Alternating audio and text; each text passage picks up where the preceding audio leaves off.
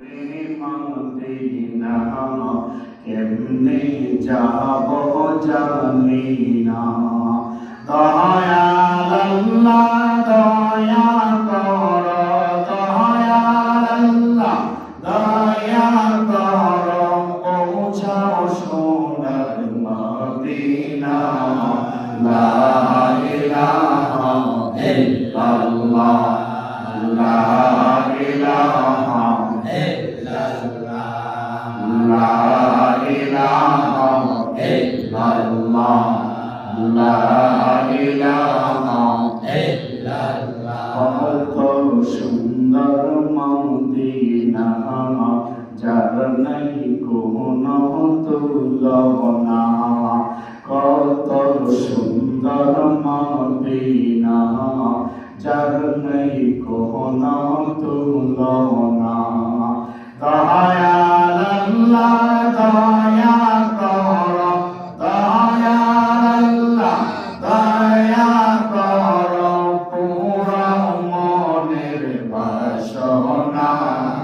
লা ইলাহা ইল্লাল্লাহ, লা ইলাহা ইল্লাল্লাহ, লা ইলাহা ইল্লাল্লাহ, লা ইলাহা ইল্লাল্লাহ, লা ইলাহা ইল্লাল্লাহ, লা ইলাহা ইল্লাল্লাহ, লা ইলাহা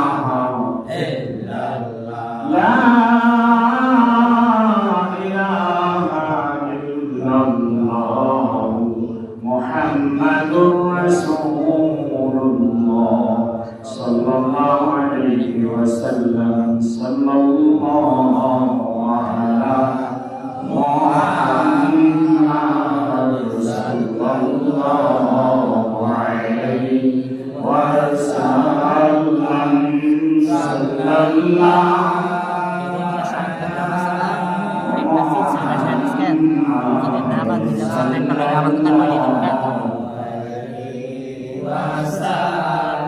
সাল্লাল্লাহু দয়াময় মনের লাগিয়া রোজ হাসরে পার করিয়া উম্মত বলিয়া।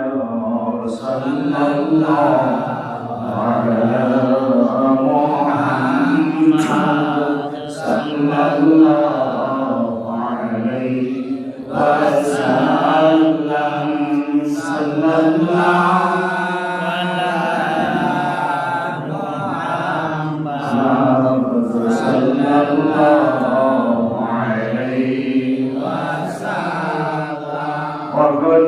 দয়াময় মনের লাগিয়া খেলা পার করাইয়া উম্মত বলিয়া। সাল্লাল্লাহু আলা মুহাম্মাদ সাল্লাল্লাহু আলাইহি ওয়াসাল্লাম।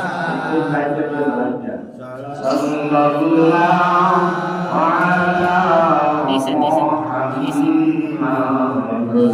sallallahu alaihi wasallam.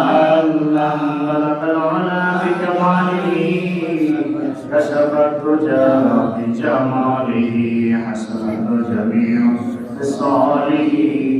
Sallu alaihi wa alihi, la ilaha illallah, Muhammadur Rasulullah সাল্লাল্লাহু আলাইহি ওয়াসাল্লাম। সবাই বলে আলহামদুলিল্লাহ। আলহামদুলিল্লাহ।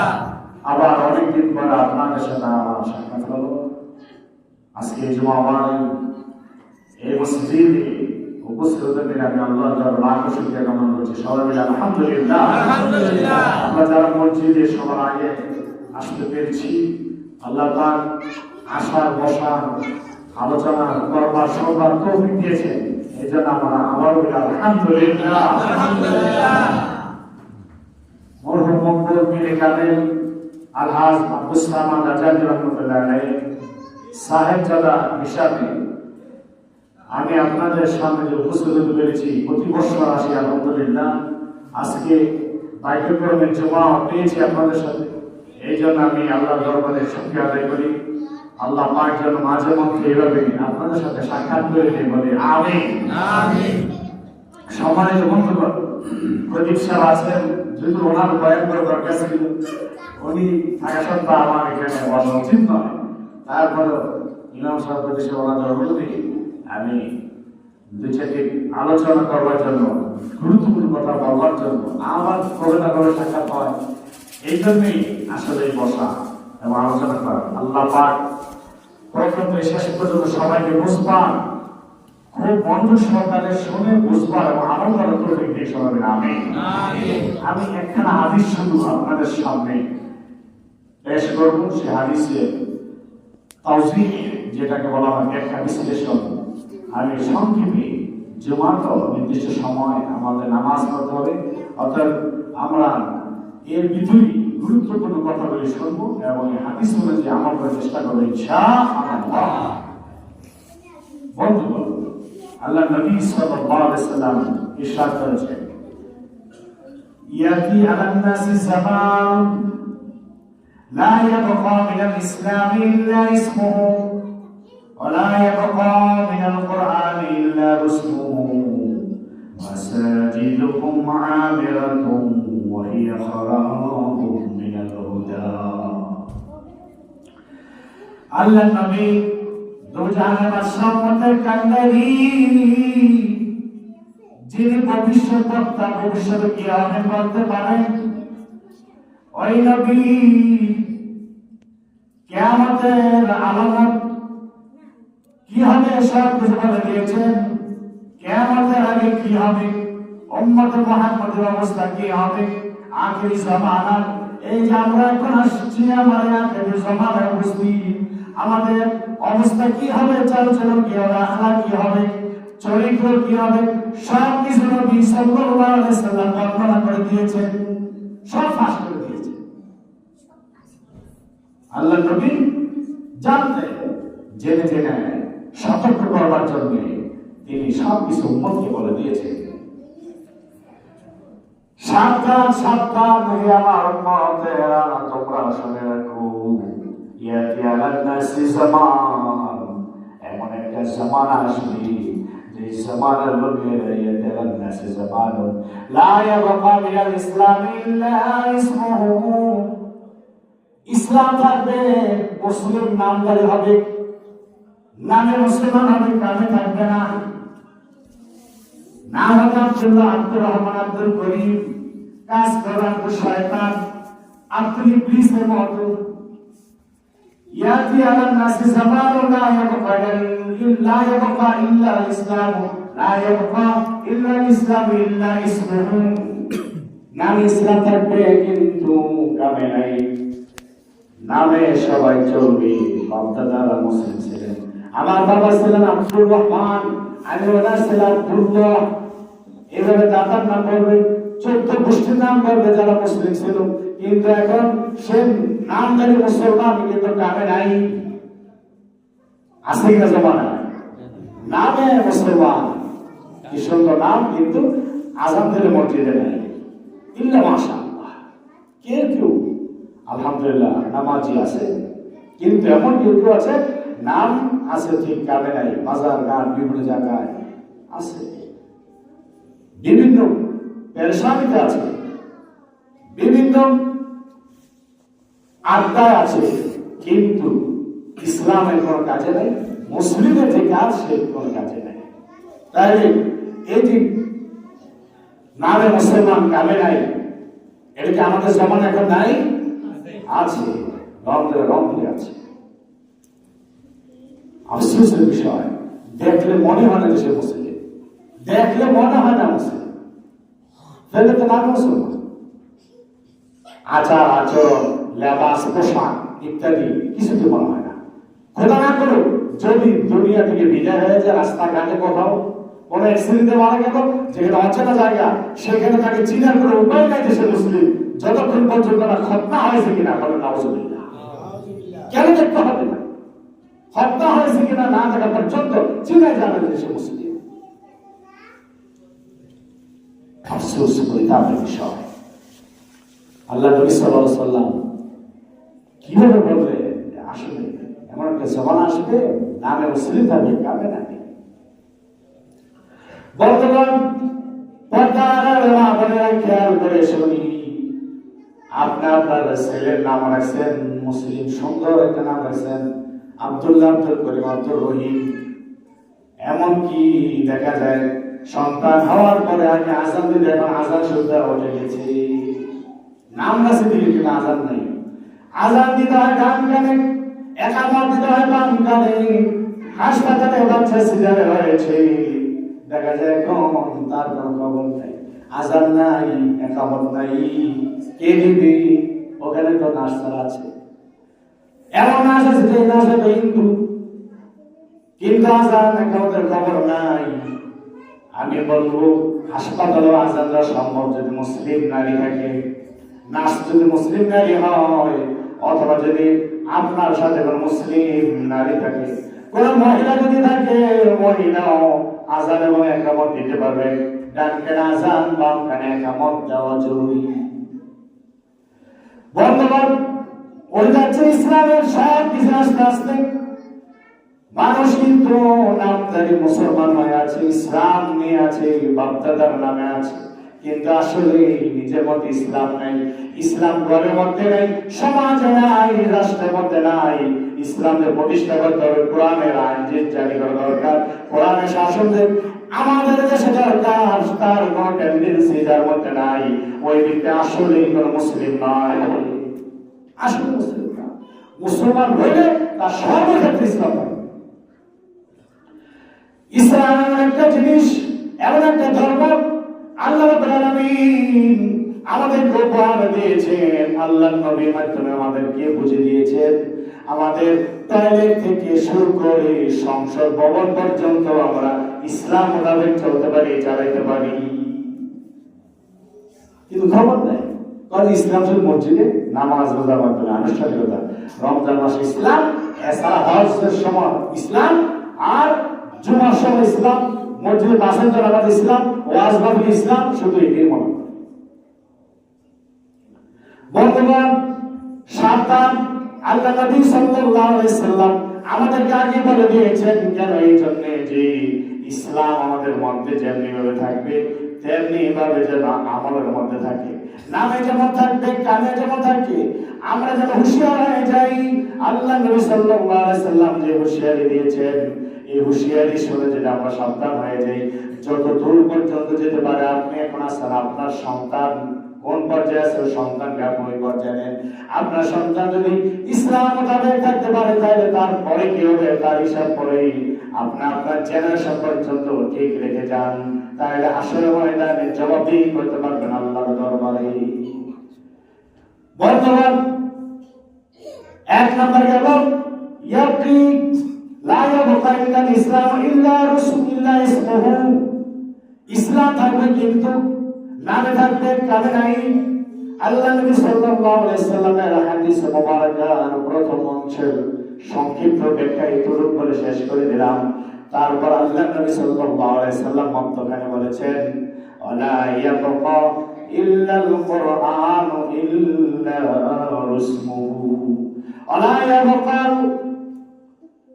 কুরআন ইল্লা রাসমুহু, কোরআন থাকবে কিন্তু লেখা থাকবে, কোরআন থাকবে কিন্তু ঘরের মধ্যে সাজানো থাকবে, কোরআন থাকবে মসজিদের মধ্যে সাজানো থাকবে, গিলাফের মধ্যে পেছানো থাকবে, ওই কোরআন থাকবে, হয়তো কেউ তেলাওয়াত করবে, কিন্তু ওই কোরআনের আমল সমাজে থাকবে না। আছে নাই? এমনকি কোরআন তেলাওয়াত হতে গিয়েছে, আগে দেখেছি ফজর নামাজ আদায় করে কেউ মসজিদে কোরআন নিয়ে বসে গিয়েছেন, কেউ বাড়িতে গিয়ে জানালা করে সুন্দর মতো বসে এমন জোরে জোরে তেলাওয়াত করেছেন। আমাদের বাড়ির পাশে দেখেছি একজন লোক, আল্লাহ তাকে বেহেশত নসিব করুক, আমাদের ঘর থেকে তার কোরআনের তেলাওয়াত শোনা যেত। আব্দুর রহমান নামে লোকটা ছিলেন, সকালবেলা ছোট্ট কুড়ে ঘর, জানালা ছোট্ট একটা রেখেছে, জানালা খুলে তারপরে আলোতে দেখে দেখে জোরে জোরে এমন ভাবে কোরআন তেলাওয়াত করেছে, এক বাড়ি থেকে আরেক বাড়ি পর্যন্ত তেলাওয়াত শোনা যেত। ওই সময় আসলে আল্লাহ তাআলার রহমত বাড়ি বাড়ি ঘরে ঘরে ছিল। বলেন সুবহানাল্লাহ। এত ঝগড়া বাসা ছিল না, হিংসা বিদ্বেষ ছিল না, আয় বরকত ছিল, সমস্ত খাবার ভিটামিন ছিল, খাবারের মধ্যে স্বাদ ছিল, সব কিছুর কারণ হচ্ছে আল্লাহ রাব্বুল আলামিনের পক্ষ থেকে মুবারাকা এবং রহমতের কারণে। সব আল্লাহ রহমত তাবাররুক এই কোরআনের বিনিময়ে। কোরআন যারা ছিল আগে তেলাওয়াত নাই। এরপর আসেন কেউ বলবেন হুজুর আমি কোরআন তেলাওয়াত করি তো, তবে হ্যাঁ আপনি কোরআন তেলাওয়াত করেন, কিন্তু কোরআন তেলাওয়াতের মধ্যে এমন কিছু আয়াত আছে, এমন কিছু কথাবার্তা আছে যে কথাগুলো আপনি নিজেও বোঝেন না, বোঝার কোনো চিন্তা আপনার মধ্যে নাই। আফসোস বলি তাদের বিষয়, কোরআন বলি কিন্তু কোরআনে কি বলছে তা খবর নাই। যদি কোরআন বুঝতে পারতেন অবশ্যই অবশ্যই কোরআন খুলে আপনি বেশি তেলাওয়াত করতে চাইতেন। যদি না পারতেন তাহলে বলতেন অন্য যে বুঝে যে তেলাওয়াত করতে পারে তার কাছে যাইতেন, একটু পরে শোনান, একটু পরে শোনান, একটু আমাকে বুঝাই দেন। যারা বুঝেছেন কোরআন তেলাওয়াতের মজা যারা পেয়েছেন তারা তার স্বাদ এই দুনিয়ায় থাকতে উপভোগ করে গিয়েছেন, হাসরের ময়দান উপভোগ করবেন। বলেন আলহামদুলিল্লাহ। ইমাম আযম আবু হানিফা রাহিমাহুল্লাহ আল্লাহ রাব্বুল আলামিন জান্নাতুল ফেরদাউস নসিব করে বলেন আমিন। আমাদের ইমাম আযম আবু হানিফা রাহমাতুল্লাহ আলাইহি তিনি একটা আয়াত মাত্র তেলাওয়াত করে করে নামাজের ভিতরে একটা আয়াত তেলাওয়াত করে করে সারা রাত কাটিয়ে দিয়েছে। বলেন সুবহানাল্লাহ। সারা রাত একটা আয়াত মাত্র। আয়াতটা কি? সূরা ইয়াসিনের মধ্যে, সূরা ইয়াসিনের মধ্যে এসেছে একটা মাত্র আয়াত, ওয়ামতাজুল ইয়াউমা আইয়ুহাল মুজরিমুন। ওয়ামতাজুল ইয়াউমা, আজকে হাসরের ময়দানে তোমরা সবাই পৃথক হয়ে যাও। কারণ ওয়ামতাজুল ইয়াউমা আইয়ুহাল মুজরিমুন, হে পাপিষ্ঠরা, যদি বিন্দুমাত্র পাপ নিয়ে তোমরা এই হাসরের ময়দানে হাজির হয়ে থাকো তাহলে আজকে সবাই আলাদা আলাদা হয়ে যাও। আমি পাপীদেরকে এবং নিষ্পাপদেরকে আমি আলাদা আলাদা দেখতে চাই। বলেন সুবহানাল্লাহ। কে বলছে? আল্লাহ। আলাদা হয়ে যাও। এই আয়াত তেলাওয়াত করতেছেন ইমাম আবু হানিফা রাহমাতুল্লাহ আলাইহি। সূরা ফাতিহা পাঠ করার পরে এই আয়াত যখন পড়লেন আর তিনি সামনে বাড়তে পারেন না, সামনে যেতে পারেন না, যদিও তিনি সবই পারেন সূরা ইয়াসিন, কিন্তু তিনি একখানা আয়াত তেলাওয়াত করে আর তিনি সামনে পাচ্ছেন না। বারবার বলতেছে ওয়ামতাজুল ইয়াউমা আইয়ুহাল মুজরিমুন, ওয়ামতাজুল ইয়াউমা আইয়ুহাল মুজরিমুন। এবারে বারে বারে দুই রাকাত নামাজ আদায় করতে গিয়ে সারা রাত কেটে দিয়েছেন। চক্ষু দিয়ে তিনি পানি ঝরাতে লাগলেন। ওনার সাথে বর্গ জিজ্ঞাসা করলেন, কেন হে হুজুর আপনি কি আর কোন আয়াত পারেন না? আমি পারি কিন্তু আমি সামনে পড়তে পারি না। কেন? এই জন্য যে আমি যখন আয়াত তেলাওয়াত করি, তেলাওয়াত করতে গিয়ে আমি যখন নাকি তার মর্মার্থ আমার দিলের মধ্যে ঢুকে গেল, তখন আমি বুঝতে পারলাম এই আয়াত চারটেখানি নয়, এই আয়াতের ভিতরে এমন কথা আছে। আসলে আল্লাহ তাআলা বলবেন তোমরা যারা পাপী তারা আলাদা হয়ে যাও। আমার মধ্যে যদি কোন একটা পাপ থেকে যায় আর একটা পাপ নিয়ে যদি আসলে ময়দানে উপস্থিত হই, কোটি কোটি মানুষের সামনে ইমাম আবু হানিফাকে আল্লাহ তাআলা লজ্জিত করবেন, এই ভয়ে আমি দাঁড়িয়ে আছি। এই ভয়ে আমি নামাজের মধ্যে এই আয়াত ছাড়া বারবার তেলাওয়াত করি, আল্লাহ জানি না তুমি আমাকে মুক্ত করেছো কিনা, তুমি আমাকে নিষ্পাপ বানিয়েছো কিনা, আল্লাহ কোন গুনাহ কি বাকি রয়েছে কিনা। এই জন্য আমি এই নামাজের মধ্যে তেলাওয়াত করে করে কাটিয়ে দিলাম সারা রাত। আল্লাহ যদি আমার এই ছোট্ট এই আমলের দ্বারা যদি আমাকে মাফ করে দেন, আল্লাহ মেহেরবানি করে হাসরের ময়দানে তুমি কোটি কোটি মানুষের সামনে আমাকে লজ্জিত করিও না। কেমন ইমাম বলেছে যে ইমাম শতবার আল্লাহ নবী সাল্লাল্লাহু আলাইহি ওয়াসাল্লামের সাথে মুলাকাত করেছেন। সুবহানাল্লাহ। সেই ইমাম বলেছে আল্লাহকে তিনি সব কিছু দেখেছেন। আলহামদুলিল্লাহ। আল্লাহু আকবার। এই কোরআনের মজা যারা বুঝেছেন তারাই আমল করেছেন, বুঝেন না আমল করেন। আল্লাহ পাক সবাইকে বুঝবার আমল করার তৌফিক দিন সবাই, আমিন। কোরআন তো ছাড়ি না, শুয়ে থাকলে করি, করতে হবে। সূরা ইয়াসিন, সূরা ওয়াকিয়া কোনদিন তো চলবে না ইনশাআল্লাহ। সূরা ইয়াসিন, সূরা ওয়াকিয়া যেটা আমি নিজের জন্য তেলাওয়াত করতে ঠিক চাই না, আমার ভক্ত বিরিত মুরিদার মুহিদ্দিন যারা আমাকে ভালোবাসে সবার জন্য আমি আলাদা আলাদা তেলাওয়াত করি, বলো আলহামদুলিল্লাহ। কারণ তারা তো ঠিক আছে আমাদের দিকে, দরবারের দিকে। দরবার থেকে কি পাচ্ছে? দরবার থেকে যেন তার কিছু পায় তাদের জন্য, তাহলে আমাদের জন্য অনেক কিছু করে। আমরা কি করি? এই জন্য বেশি বেশি তাদের জন্য আমি তেলাওয়াতকে আলাদা স্পেশাল তেলাওয়াত, স্পেশাল দোয়া। আল্লাহ পাক মরণ পর্যন্ত আমাকে আমলে থাকবার তৌফিক দিন সবাই, আমিন। শুধু সন্তান না, সন্তান। আল্লাহ নবী সাল্লাল্লাহু আলাইহি ওয়াসাল্লাম বলেছেন যে ব্যক্তি সূরা ওয়াকিয়া সকালে একবার আবার মাগরিবের পরে একবার যে তেলাওয়াত করবে, ওই ব্যক্তির কোনো দিন অভাব অনাটন বিপদ আপদ কিচ্ছু হবে না। সুবহানাল্লাহ।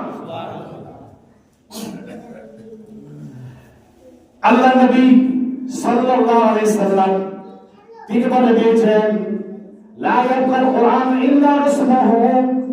কোরআন থাকবে কিন্তু কোরআনের রসুম থাকবে, অর্থাৎ লেখা থাকবে, কোরআন তেলাওয়াত থাকবে, ওয়াজ নসিহত থাকবে, কিন্তু কোরআনের আমল থাকবে না। কোরআন আমল ঘরে চালু করে রাখি, আপনার ঘরে চালু করে। কোরআনকে বলেন নামাজ পড়ো, ৫ ওয়াক্ত নামাজ। তো ঘরে তো নামাজ আপনারা পড়তেছেন, আপনার পরিবার পর্যন্ত পড়ে, সন্তান সন্তান পড়ে কিনা? কোরআনের হুকুম আহকাম, কোরআনের এই তেলাওয়াত যা আপনারা শুনেছেন জানেন, ঠিক আপনার ঘরের মধ্যে তার চালু করে। শুধু তেলাওয়াতের মধ্যে যেন সীমাবদ্ধ না থাকে, সমাজে চালু করে, সমাজ যেন কোরআন দ্বারা চলে। রাষ্ট্রের মধ্যে যেন কোরআন জারি হয়, কোরআন আইন চালু হয়, সেই ব্যবস্থা করে। আপনি চেষ্টা করেন। কেউ বলতে বলছেন আমি কি পারবো কোরআন আইন চালু করতে? আমি কি পারবো কোরআন সংবিধান পর্যন্ত নিয়ে যেতে, সংসদ পর্যন্ত উপস্থাপন করতে? আপনি যদি নাও পারেন, আপনি সাপোর্ট দেন, সাপোর্ট দেন। আপনি যদি সাপোর্ট দেন, তাহলে এই সাপোর্টের বিনিময়ে কোরআন বাংলাদেশের আইন হিসেবে জারি হোক বা না হোক, সংসদ পর্যন্ত যাই বানা যাক, আসল মতো আপনি বলতে পারবেন আমি কোরআনের পক্ষে ছিলাম, বলেন আলহামদুলিল্লাহ। পক্ষান্তরে যদি নাকি আপনি কোরআনের পক্ষে না থাকলেন, কোরআন দেশে চালু হোক, যদি আপনি এই পক্ষে না থাকলেন, সাপোর্ট অন্তত না দিলেন, কিন্তু কোরআনের আইন দেশে চালু হয়ে গিয়েছে কোনো না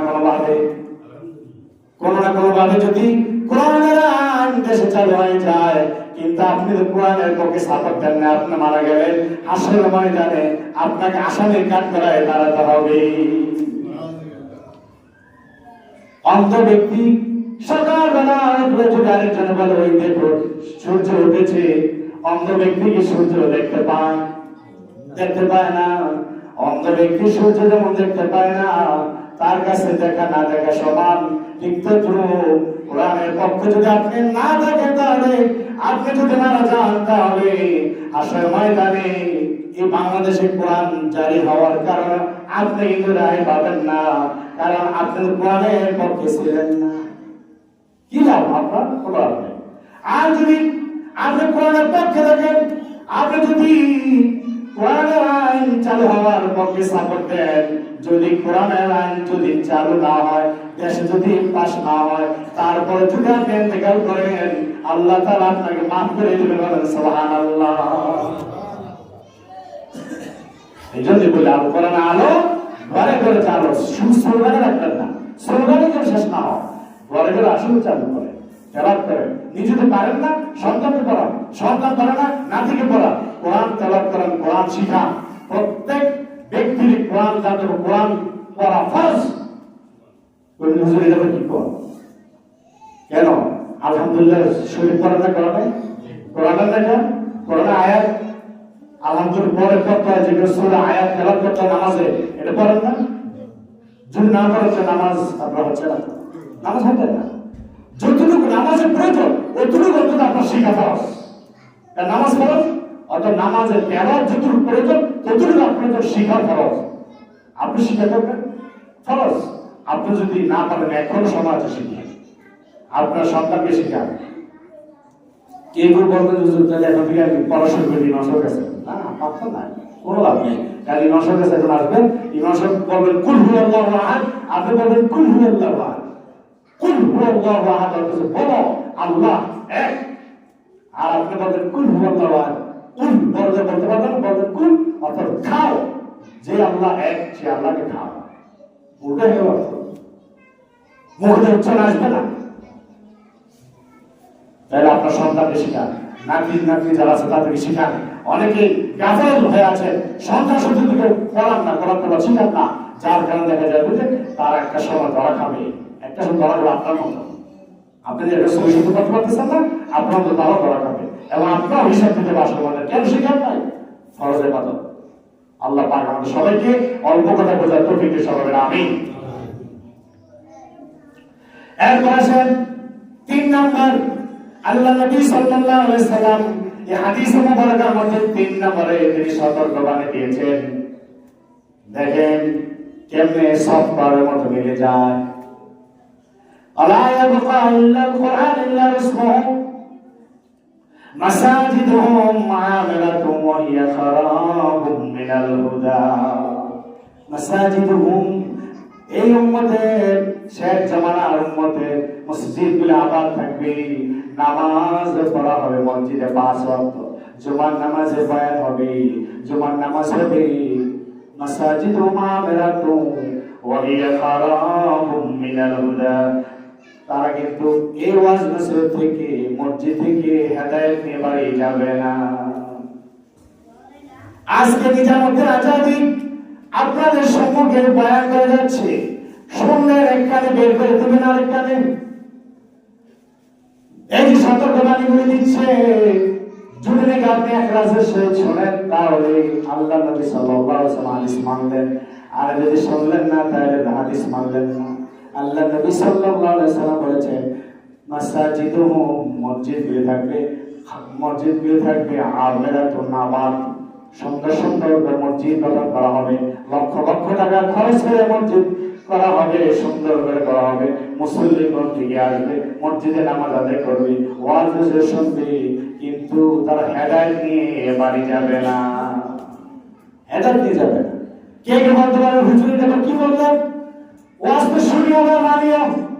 আমি বলবো এর মধ্যে 90% লোক আপনারা মানেন না, 10% তো মানেন।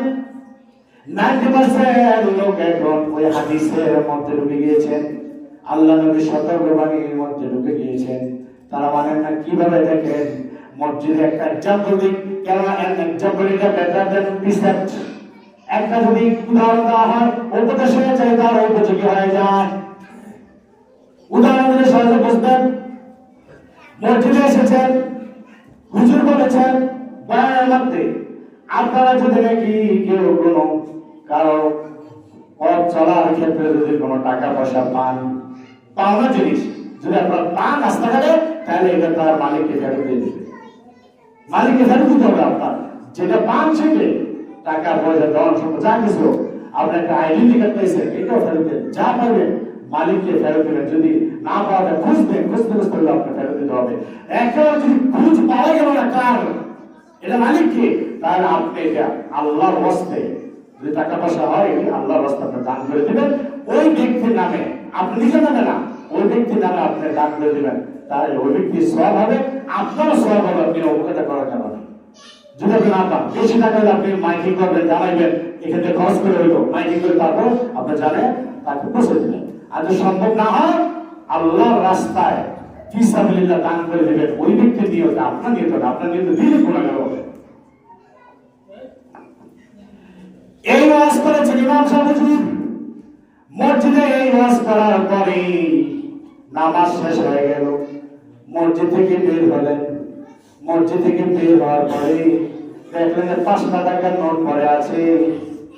তখন আপনি বলবেন কার 5 টাকা, কার 5 টাকা নেন, নিয়ে যান, কারণ হুজুর ওয়াজ করেছে যদি কোনো টাকা পয়সা পাওয়া যায় তাহলে মালিককে দিয়ে দিতে হবে। 5 টাকার নোট পেয়েছে, আপনি বলে দেবেন হ্যাঁ কে কার, নিয়ে যান, 10 টাকা পেয়েছে দিয়ে দিবে। কিন্তু যদি নাকি দেখেন মসজিদ থেকে বের হওয়ার পরে 500 টাকার নোট একটা বাস্কের পরে আছে, আপনি কিন্তু এখন জোতা দিয়া পাড়া দিয়া দাঁড়ায় থাকবেন? আপনারা না, আমার যে কোনো একজনকে বলি, জোতা দিয়ে পাড়া দিয়ে দাঁড়ায় থাকবো। 500 টাকার নোট এখন তার মানায় না, এটা আমি কেন দিব? 500 টাকার নোট পাড়া দিয়ে দাঁড়ায় রয়েছে।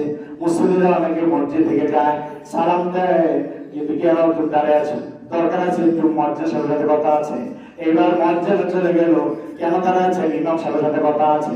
এইভাবে বানার একটা অপরাধকে দেখে ফেলার জন্য আরো সে অসংখ্য অপরাধ এখনই দাঁড়িয়ে করতেছি।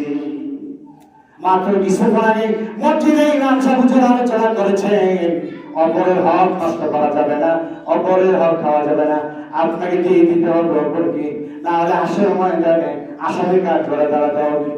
আল্লাহ এমন হেদায়েত তুমি দাও মসজিদে। ইমাম সাহেব বারবার দোয়া করেছে, মনোনয়ন করেছে, আল্লাহ সবাইকে তুমি হেদায়েত দাও। কিন্তু দেখা গেছে মসজিদ থেকে বের হলো, বের হওয়ার পরেই 500 টাকা নোট হওয়ার কারণে সে জোতা দিয়ে পাড়া দিয়ে দাঁড়িয়ে আছে, বলে না। যখন সবাই চলে গিয়েছে তখন সে ওই টাকাটা আস্তে করে পকেটে ঢুকায় ফেললো। কি ঢুকালেন আপনার পকেটে? ইয়াতি আলান নাসি জামানুন লা ইউবালিল মারউ মা আখাযা মিনহু মিনাল হালাল আম মিনাল হারাম। এমন একটা জামানা আসবে, আল্লাহ হাদিসে বলেছেন, এমন একটা জামানা আসবে যে জামানার লোকেরা কি খাচ্ছে, কি পকেটে ঢুকাচ্ছে, তারা ব্যাট বিচার করবে না। কি খাচ্ছে, কি পকেটে ঢুকাচ্ছে, আপনি খাচ্ছেন যে এটা হালাল কি হারাম চিন্তা করে দেখেছেন? আপনার পকেটে যেটা ঢুকাচ্ছেন হালাল কি হারাম এটা কি চিন্তা করে দেখেছেন? আল্লাহ নবী হুঁশিয়ার করে দিয়েছেন, এমন একটা জামানা আসবে তারা কোনো বিচার করবে না, বিচার থাকবে না, যা পাবে তাই খাবে, যা পাবে তাই পকেটে তারা ঢুকাবে। তাহলে কে বলতে পারেন হুজুর আমি 5 টাকা 10 টাকা 100 টাকা হলে আমি মানুষকে দিয়ে দিই? তবে আমি বলছি 500 টাকা এখন 1000 টাকা নোট বের হয়েছে। 500 টাকা 1000 টাকা নোট যদি আপনি পান, যদি আপনি ওইটাও মানুষকে ডেকে ডেকে দিয়ে দিতে পারেন, তাহলে আপনি আল্লাহ নবী সাল্লাল্লাহু আলাইহি সাল্লামের ওই যে হুঁশিয়ারি, ওই হুঁশিয়ারির সঙ্গে যে আপনি চললেন। না না, কিন্তু এটা নাই। নিজের মধ্যে রেখে নিজেকে নিজে বিচার করতে পারবেন। আপনি মসজিদ থেকে বের হলে যদি 1000 টাকার নোট দিতে মন না চায়, তাহলে আপনার ইমান ঠিক হয় নাই, আপনার মজবুতি আসে নাই, কলম পরিষ্কার হয় নাই। ইমাম সাহেব যে বয়ান করেছেন ওই বয়ান আপনার ভিতরে যায় নাই, ওই বয়ান বাড়ি পর্যন্ত যাবে, দূরের কথা মসজিদের গেট পর্যন্তই শেষ হয়ে গিয়েছে। ইয়াতি আলান নাসি জামানুন মাসাজিদুহুম আমাতুন ওয়া হিয়া খারাবুন মিনাল হুদা। মসজিদ আবার থাকবে, ওয়াজ নসিহত চলবে, সব কিছু চলবে, কিন্তু হেদায়েত নিয়ে কেউ বাড়ি যাবে না। আল্লাহ নবী সাল্লাল্লাহু আলাইহি সাল্লাম যা কিছু বলে দিয়েছেন পয়েন্টে পয়েন্টে সত্তার মতো মিলে যাচ্ছে। আসেন, আপনি যখন নাকি ইউনো অফিসে গেলেন অথবা থানায় গেলেন, যে কোনো একটা বিষয় নিয়ে আপনি মামলা মোকদ্দমায় জড়িয়ে গেছেন, ওখানে আপনি ফয়সালা করতে গেলেন, গিয়ে বললেন আমি আপনাকে স্যার 50,000 টাকা দেবো যদি আপনি দয়া করে যদি আমার এই ফাইলটাকে আপনি একটা ফয়সালা করে দেন। এই ফাইল আপনি অনেক দিন এখানে বলেছি তো আপনি ফয়সালা করে দেন। ফাইলটা নড়ে না, চলে না, যদি টাকার জন্য 50,000 টাকা দেবো স্যার, আপনি একটু কাজটা করে দেন। এই হারাম, তুমি বুঝতে পারছো আমাকে? কপালে কিন্তু দাগ আছে, নামাজ পড়বো আছে, 5 ওয়াক্ত নামাজ পড়তে আমি দেখো না আমাদের হারাম খাওয়া যাবে না। এরপর চলে গেল নিরাশায়, আবার মেম্বার সাহেবকে নিয়ে আসলেন, আইসা মেম্বারের মাধ্যমে বলছিলাম আরো 50,000 টাকা দিয়ে দাও, 1 লাখ টাকা দিব, কাজটা করে দে। এই এটা যায় কি বলছো? চুপ থাকো, সরো, মানে একটু নরম, কিন্তু ও আগে বলে জমটা দেয় না, কারণ আর 50,000 বাঁচতে। এরপরে যদি বলে 1 লক্ষ টাকা নয় বরং 2 লক্ষ টাকা স্যার আপনাকে দিব, আপনি এই কাজটা আমার করে দেন।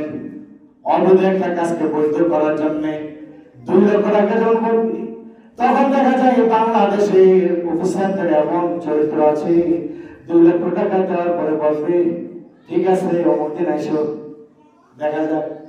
এবার জুমার আজান দিয়েছে, মসজিদে গিয়ে সে মসজিদে 1 লাখ টাকা দান করে দিল, আর 1 লাখ টাকা পকেটে রাখলো। এবার বললো আল্লাহ আসল ময়দানে যদি তুমি আমাকে ধরো তাহলে আমি বলবো আল্লাহ তোমার ঘর মসজিদে দামে 1 লাখ টাকা দিয়েছি, তোমাকে দামে আগে উপকার করেছি, আল্লাহ তোমার উপকার করছি, আমি 1 লাখ টাকা দিয়েছি তোমার, আর 1 লাখ টাকা আমি দিয়েছি। এখন খাবারের অপকৌশল খানানের কুশলী অপকুশলী এই বাংলাদেশের জমিন আছে কি নাই? অন্তর আছে। 50,000 টাকা দিয়েছে ইমাম মজবুর, হারাম খাইনি, হারাম খাই না, কত বড় সাহস আমাকে ঘুষ দিচ্ছ। 50,000 টাকা দিয়েছে ইমাম মজবুর, 1 লক্ষ টাকা দিয়েছে তার উপরে মজবুর, কিন্তু 2 লক্ষ টাকা দেওয়ার পরে ইমান তখন হাওয়া হয়ে গিয়েছে। ইমান আল্লাহ মসজিদে বের হলেন, 5 টাকা 10 টাকা 100 টাকার নোট দেখেছেন আপনি, দেখে দিয়ে দিচ্ছেন, কারণ আপনার ইমান মজবুত। ইমান মজবুত বিধায় আপনি 100 টাকার নোট আপনি দিয়ে দিচ্ছেন। 500 টাকার নোট অথবা 1000 টাকার নোট দেখার পরে আপনার ইমান যখন হাওয়া হয়ে গিয়েছে, ইমান হাওয়া হয়ে গেছে, এখন ওই টাকাটার মালিক খোঁজেন না, ইমান শেষ। এই জন্যই আমার নবী, আপনার নবী, তার নবী, মায়ের নবী আমাদেরকে জান্নাতে বানাইবার জন্য আগে হুঁশিয়ার সঙ্গে দিয়েছেন, মাসাজিদুহুমা মা'রাতু ওয়া হিয়া খারাবুম মিনাল হুদা। মসজিদগুলো আবাদ থাকবে, কিন্তু মানুষ মসজিদ থেকে ওয়াজ নসিহতগুলি তারা বাড়ি পর্যন্ত নিয়ে যাবে না, হেদায়েত প্রাপ্ত হবে না। এই জন্য আল্লাহ নবী সাল্লাল্লাহু আলাইহি সাল্লাম অন্য হাদিসে বলে দিয়েছেন, লা ইউবালিল মারউ মা আখাযা মিনহা মিনাল হালাল আম মিনাল হারাম। মানুষ কোন বিচার করবে না, এমন একটা জামানা আসবে, ওই জামানার লোকেরা কি খাবে কি পকেটে ঢোকাবে বিচার করবে না, এটাকে হালাল কি হারাম। হালাল প্রত্যেক ইবাদত কবুলের পূর্ব শর্ত। নামাজ পড়বেন যদি হালাল খেয়ে আসেন, জামাতে যদি হালাল হয়, যেখানে নামাজ পড়তেছেন এই জায়গাটা যদি হালাল হয়, তাহলে আপনার নামাজ কবুল, নচেত নয়। শুধুই আনুষ্ঠানিকতা। বন্ধুগণ, আমরা সবাই যতটুকু শুনেছি 3টা হাদিসে কথা বলেছে, 3টা লা ইয়ারফুল ইসলাম ইল্লা ইসমু, নামে মুসলিম থাকবে কানে নাই, এটা থেকে আপনারা যেন রেহাই পাই। 2 নাম্বার আল্লাহ ইয়ারফুল মিনাল কোরআন ইল্লা রুসুলুহু, কোরআন থাকবে কিন্তু কোরআনের রসুল থাকবে, কোরআন তেলাওয়াত থাকবে, হয়তো কোরআনের সব কিছু থাকবে, কিন্তু কোরআনের আমল থাকবে না, কোরআনের আমল থাকবে না। আল্লাহ নবী সাল্লাল্লাহু আলাইহি ওয়াসাল্লাম কথা। 2 নাম্বার গেল। 3 নাম্বার মাসাজিদুল মুআমালাতু ওয়া হিয়া খারাবুম মিনাল হুদা, মসজিদগুলো আবাদ থাকবে, নামাজি থাকবে, কিন্তু আসলে তারা দিনদার হবে না, তারা হেদায়েত প্রাপ্ত হবে না, হেদায়েত নিয়ে তারা চলবে না। কথাগুলির সাথে এই জামানায় মিলে যাচ্ছে, অনেকের সাথে মিলে যাচ্ছে। ইল্লা মাশাআল্লাহ, কিছু লোক বাদে আল্লাহ পাক তাদের সাথে আমাদেরকে শামিল করে দেন, আমাদেরকে যেন হেদায়েতের যাওয়ার তৌফিক দান করুন, আমিন। সম্মানিত বন্ধুগণ, আল্লাহ নবী সাল্লাল্লাহু আলাইহি ওয়াসাল্লাম হাদিস খানা সফটওয়্যারের মতো মিলে যাচ্ছে। ওই হাদিস দিকে তাকাইলে ওই একটা কথা মনে হয়ে যায়, প্রত্যেক মসজিদে আল্লাহ আল্লাহ করনে ওয়ালা থাকলেও কেমন হবে না। কেন? কারণ আল্লাহ আল্লাহ আল্লাহ ডাক যতক্ষণ থাকবে এই জমিন ততক্ষণ কেমন হবে না। ওই আল্লাহ ডাক দিলের থেকে হতে হবে, অন্তর থেকে হতে হবে। ভিক্ষা করার জন্য আল্লাহ ডাক হবে আপনার উদ্দেশ্য পর্যন্ত, আল্লাহকে পাওয়ার জন্য, কলবকে পরিশুদ্ধ করার জন্য। যদি আল্লাহকে রাখেন তাহলে সেই আল্লাহ আপনি দুনিয়ায় টাকা অবস্থায় কেমন দিবেন না, বলুন আলহামদুলিল্লাহ। অর্থাৎ আল্লাহ হবে ডাক, আল্লাহ ওলাদের, আল্লাহ ওলাদের ডাক যদি আল্লাহ শোনেন তাহলে কেমন দিবেন না। আর যদি আল্লাহ ওলাদের ডাক না হয়, এমনি নামাজ পড়তেছেন আল্লাহ ডাকেন না, এমন হবে যে মসজিদে বেরোচ্ছে দেখতেছে কেমন, মসজিদে বেরোচ্ছে কেমন। কেন? কারণ তাদের মধ্যে ঈমান নাই, আখলাক নাই, হেদায়েত নাই। মসজিদে শুধুই সিজদা আর রুকু দিয়েছে, কোনো লাভ নেই।